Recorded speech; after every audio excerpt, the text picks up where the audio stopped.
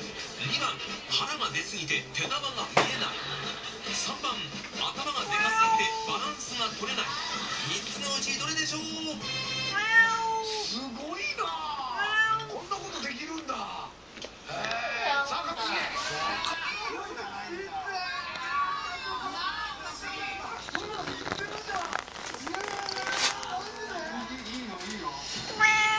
残るチャンスはあと1回。果たして一発屋の運命は。ここまでは伊藤園花王とご覧のスポンサーの提供でお送りしました。